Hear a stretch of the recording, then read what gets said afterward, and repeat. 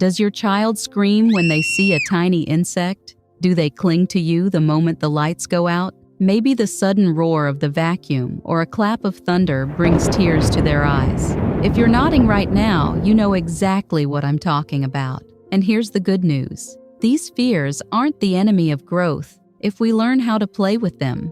Hi, and welcome to Seeds of Tomorrow. This is where we explore how to turn life's tricky moments into seeds of courage and confidence for our children. Fear is one of the most natural emotions in childhood. A child's brain is still learning to tell the difference between real danger and something that only feels scary. Sometimes fear comes from past experiences, sometimes from an active imagination, and sometimes from the reactions of people around them. Our goal isn't to erase fear completely. It's to help children face it, understand it, and slowly take control of it. Let's get right to the heart of the episode, the fun games we've prepared. And if you're looking for more theory and deeper insight, our video on childhood fears will be a big help. 1. The Fear Detective Game. Purpose: to help children investigate and understand the source of their fear, turning it from a mysterious threat into something familiar and manageable. Why it works. Fear often grows in the unknown. When a child doesn't understand what's causing a sound, movement, or sensation, their imagination fills in the blanks, usually with something scarier than reality. By becoming a detective, the child takes an active role in discovering the truth, which gives them a sense of control. How to play. When your child encounters something that scares them, say a buzzing insect or a strange noise, invite them to put on their detective hat. Together, gather clues about the fear. Ask questions like, where do you think that sound is coming from? What does it look like up close? What is it doing right now? If it's safe, approach the source together. For example, if it's a harmless beetle, observe how it moves, what color it is, and how small it looks compared to their hand. Write down or draw the case notes in a little detective notebook. Example: your child hears a loud banging from the kitchen and freezes. Instead of saying, "Don't be scared," you say, "Detective, we have a mystery. Let's find the source of that sound." You walk together and discover it's just the wind rattling the window. You let them touch the window frame and feel the breeze. Now, the next time they hear it, they'll remember the case they solved. Extra tip: you can make a fear detective badge out of cardboard and let them wear it whenever they're investigating something scary. 2. The Bravery Ladder. Purpose: to help children face fears gradually, one small step at a time, instead of all at once. Why it works. Jumping straight into a fear can be overwhelming. Gradual exposure allows the brain to adjust and learn that the feared situation is safe. How to play.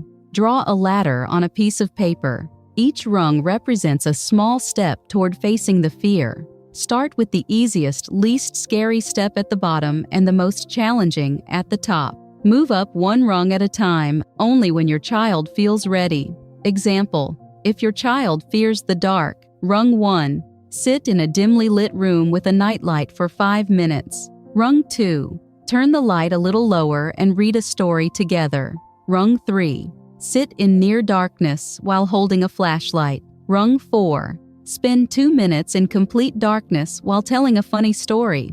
Rung 5. Sleep with the light off for part of the night. Extra tip: celebrate each rung with a small reward, a sticker, a high five, or a bravery point in a chart. 3. Tiny hero missions. Purpose: to reframe fear as an exciting challenge by turning the child into the hero of a story. Why it works. Imagination is powerful. When children see themselves as brave characters on a mission, they focus more on the goal than the fear. How to play. Create a short mission related to the fear. Give them a prop, a cape, a hat, or even a magic flashlight. Describe the mission in exciting terms, with a clear start and finish. Example: if your child fears being alone in a room, Agent Brave, your mission is to go into the bedroom, find the red pillow, and bring it back to base. You have 2 minutes before the timer runs out. You wait at base, the living room, and cheer when they return.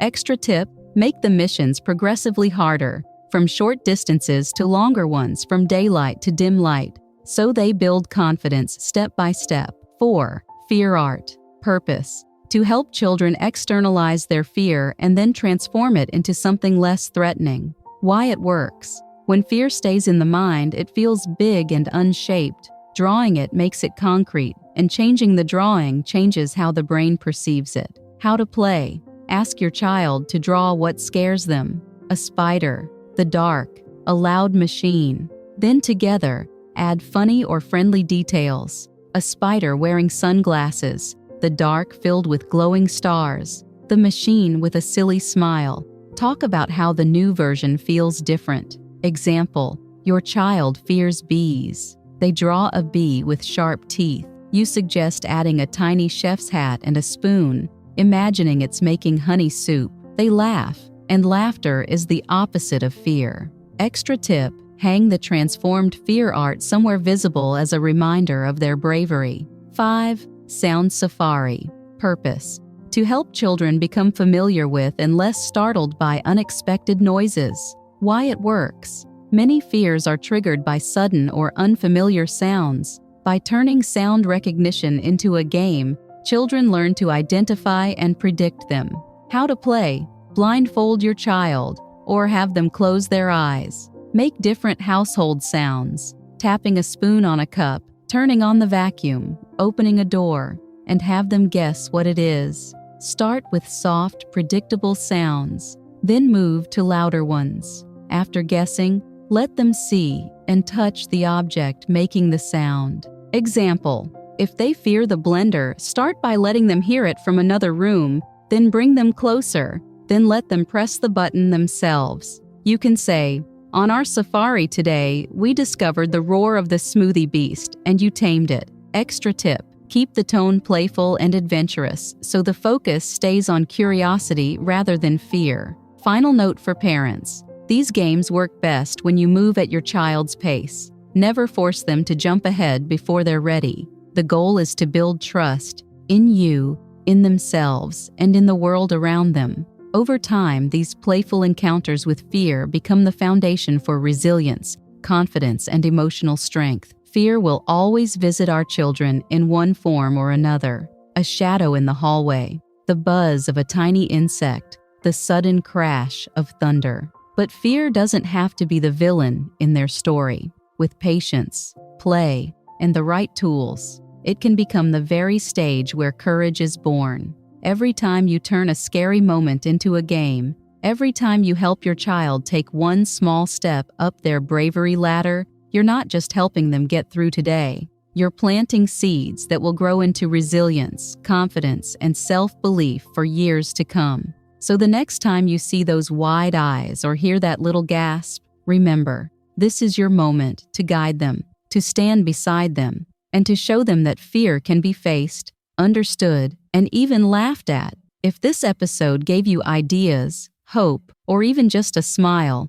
I'd love for you to join our growing community. Subscribe to Seeds of Tomorrow for more Play to Grow episodes, packed with practical tools, gentle parenting strategies, and playful ways to help children thrive.